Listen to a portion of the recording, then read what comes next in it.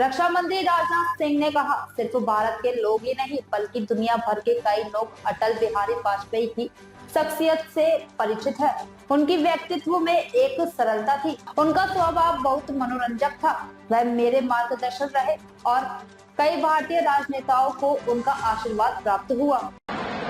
आज बच्चों ने जिस तरीके से यह कार्यक्रम प्रस्तुत किया है, मुझे ऐसा लग रहा था कि 25 दिसंबर 1924 को भारत के राजनीतिक क्षितिज पर जिस सूर्य का उदय हुआ था, आज भी वह सूर्यास्त नहीं हुआ है, ऐसी अनुभूति भी हो रही है। श्रद्धेय अटल बिहारी वाजपेयी जी के व्यक्तित्व और कर्तृत्व से मैं समझता हूं भारत ही नहीं बल्कि दुनिया के देशों के बहुत सारे लोग अच्छी तरह से परिचित हैं और विशेष रूप से लखनऊ के लोग तो अटल जी से काफी हद तक परिचित हैं। हम लोग जानते हैं कि जहां पर वह एक विलक्षण प्रतिभा थी, वहीं पर एक अद्भुत सरलता उनके व्यक्तित्व में स्वाभाविक रूप से हम सबको देखने को मिलती थी। उनके जीवन से जुड़े हुए इतने सारे प्रसंग हैं, सारे प्रसंगों की यदि मैं चर्चा करूं तो एक लंबा समय लगेगा, लेकिन मैं यही कहना चाहूंगा उनका स्वभाव कितना विनोदी था। एक दो घटनाओं की चर्चा यहां पर मैं करना चाहूंगा। किसी ने एक समय यह कहा कि अटल जी आप बहुत अच्छा बोलते हैं, विलक्षण प्रतिभा के धनी हैं, लेकिन आपको जितना फर्म होना चाहिए, जितना दृढ़ होना चाहिए, उतने फर्म और उतने दृढ़ आप नहीं दिखाई देते। तो अटल जी ने मुस्कुराते हुए कहा था, क्या आपको यह मालूम नहीं है कि मैं अटल भी हूं तो अटल के साथ साथ मैं बिहारी भी हूं।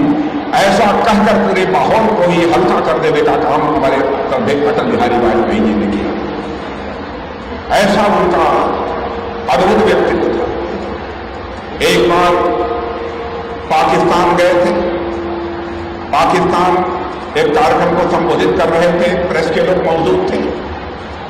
उसमें एक प्रेस की महिला ने खड़े होकर यह कहा कि अटल जी आप बहुत अच्छे वक्ता हैं, एक शर्त पर मैं आपसे शादी करने के लिए तैयार हूं। गजब की वो अभी महिला थी। शर्त हमारी यह है कि यदि आप हमको मुंह दिखाई में कश्मीर दे दो तो हम आपसे शादी करने को तैयार हैं। तो चटपट अटल बिहारी वाजपेयी जी ने जवाब देते हुए कहा कि हाँ, मैं भी आपसे शादी करने को तैयार हूं, लेकिन दहेज में मुझे पूरा पाकिस्तान चाहिए।